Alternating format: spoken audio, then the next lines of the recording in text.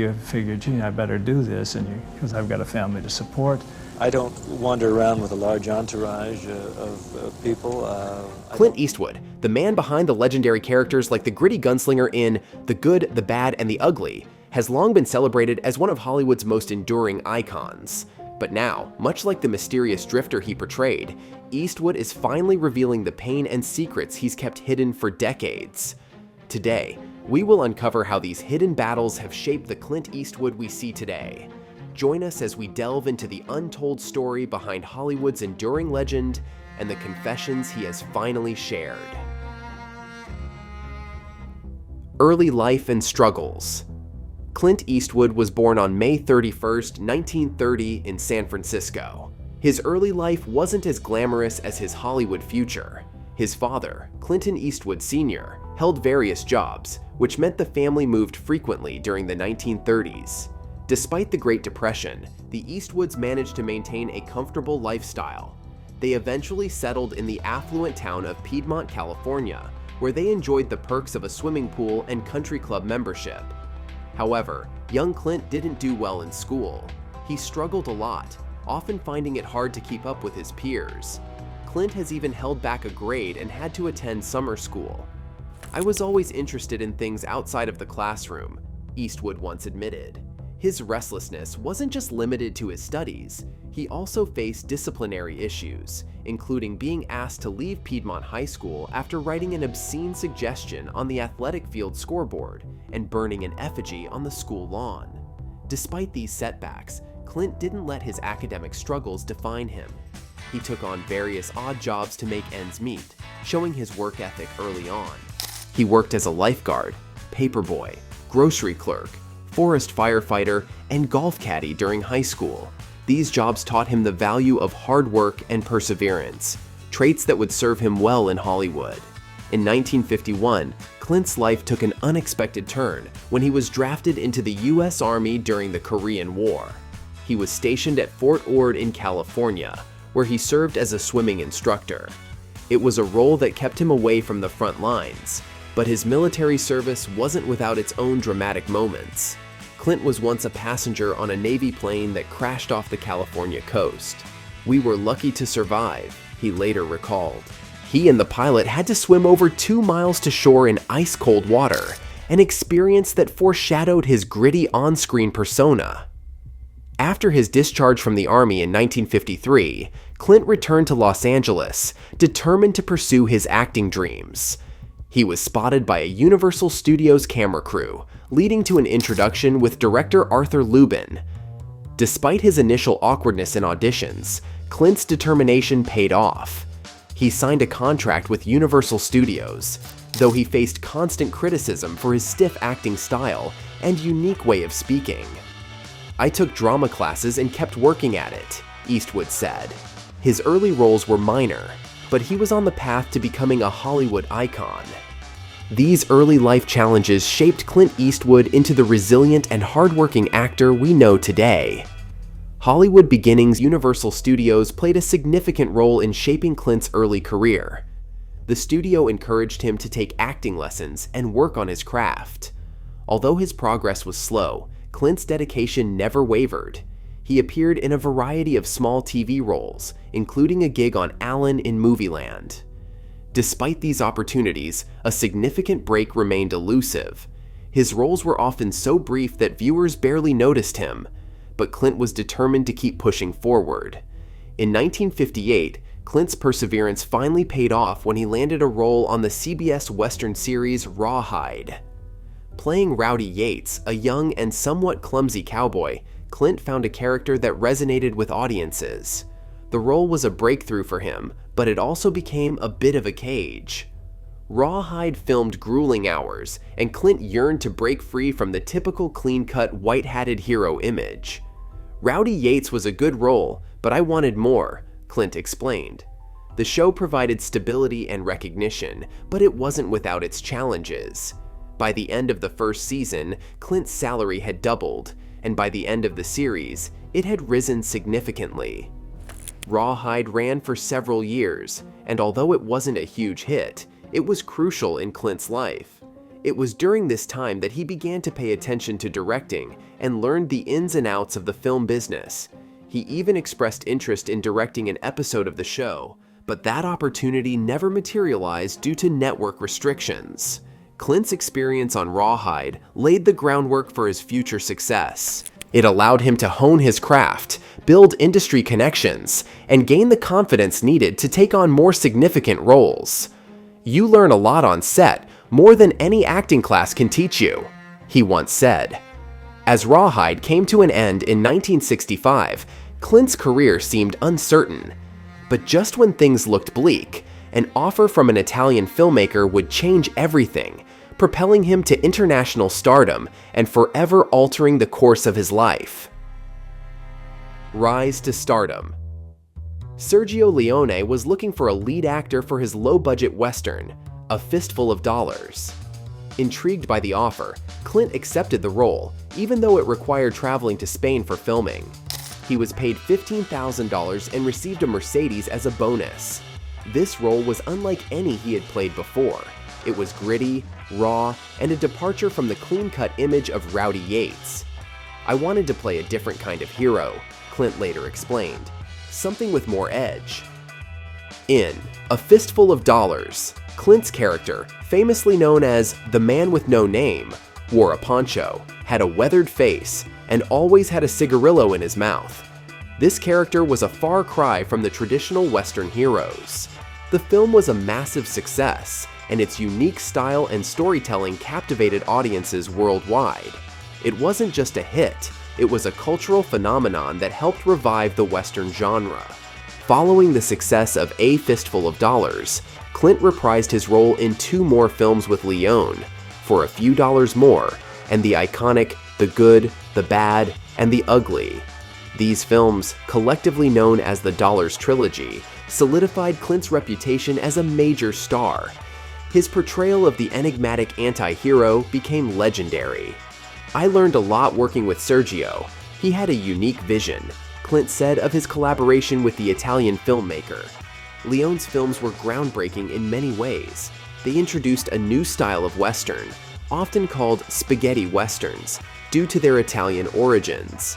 These films were characterized by their stylized violence, dramatic music, and morally ambiguous characters. Clint's Man with No Name persona was central to this new wave of westerns. His minimal dialogue and intense presence made him an unforgettable figure in cinema. The character's impact on the Western genre and the film industry was profound. It redefined what a Western hero could be and influenced countless films and actors in the years to come. The Dollars Trilogy not only boosted Clint's career, but also opened doors for him to take on more diverse and challenging roles. He wasn't just a star, he became a cultural icon. "Those films gave me the freedom to choose projects I was passionate about," Clint noted. His success in these westerns allowed him to branch out into directing, a move that would define the next phase of his career. The collaboration with Leone was more than just a professional milestone for Clint. It was a turning point that showcased his range as an actor and his ability to captivate audiences with his stoic yet compelling screen presence. The success of these films proved that Clint was more than just a TV cowboy. He was a versatile actor capable of carrying major film projects. Relationships. As Clint Eastwood continued to build on his newfound fame, he took on roles that further cemented his status as a Hollywood heavyweight. However, his personal life was just as eventful and complex as his career. Clint's first marriage was to Maggie Johnson, whom he met on a blind date in 1953. They married later that year, and for a while, it seemed like a perfect match. However, Clint's rising stardom and constant time on set put a strain on their relationship. Despite their issues, they remained married for over 3 decades. "Maggie was a stabilizing force in my life," Clint once said, reflecting on their early years together. During his marriage to Maggie, Clint had an affair with Roxanne Tunis, a stuntwoman he met on the set of Rawhide. This relationship resulted in the birth of their daughter, Kimber, in 1964. The affair was kept secret for many years, and Clint did not publicly acknowledge Kimber until much later. "It was a different time," he remarked, reflecting on how he managed his personal life during those years. Despite the secrecy, Clint maintained a relationship with Kimber and supported her. The most notable and public of Clint's relationships was with actress Sandra Locke. They met in 1972, and their chemistry was immediate and intense. Sandra was still married to Gordon Anderson, but their marriage was one of convenience rather than romance. Clint and Sandra's relationship blossomed both on and off the screen. They starred together in several films, including The Outlaw Josie Wales, The Gauntlet, and Bronco Billy. Their relationship, however, was far from simple. Despite his deep connection with Sandra, Clint continued to have other relationships, often discreetly. Sandra later revealed that Clint had promised her they would not have children, leading to her undergoing 2 abortions and a tubal ligation. It was a painful decision, Sandra admitted in an interview. Despite these sacrifices, their relationship eventually began to crumble under the weight of infidelity and emotional distance. The public dynamics of Clint's relationships often contrasted sharply with the private reality. While he was seen as a charming and dedicated partner, the truth was more complicated. Friends and colleagues noted Clint's difficulty in maintaining long-term commitments, often attributing it to his demanding career and personal desires. He loved deeply, but he also struggled with the idea of being tied down, a close friend once observed. In 1984, Clint's marriage to Maggie Johnson officially ended in divorce. The settlement was substantial, with Maggie receiving between $25 and $30 million. Despite the end of their marriage, Maggie and Clint maintained a cordial relationship, especially concerning their 2 children, Kyle and Allison. "We had our differences, but we always tried to do right by our kids," Clint said. The breaking point in Clint's relationship with Sandra Locke came in 1989. After years of ups and downs, Clint suddenly moved out of their shared home, effectively ending their relationship. Sandra was devastated and filed a palimony lawsuit against him, claiming breach of contract and emotional distress. The lawsuit dragged on for months and was eventually settled out of court. As part of the settlement, Clint set up a development and directing deal for Sandra at Warner Brothers. But this arrangement later led to further legal battles when Sandra accused Clint of sabotaging her career. Throughout these tumultuous relationships, Clint's public image remained relatively untarnished. His fans adored him for his on-screen roles and often overlooked his off-screen controversies. However, those close to him understood the complexities of his personal life. He was a complicated man, full of contradictions, Sandra Locke once said. Major controversies and political stances. As Clint Eastwood moved forward in his career, he faced significant controversies, particularly regarding his political stances and the reception of some of his films. One of the most notable was the reaction to his 2014 film, American Sniper. It tells the story of Navy SEAL Chris Kyle, played by Bradley Cooper. The film was a box office success, but it sparked intense debate.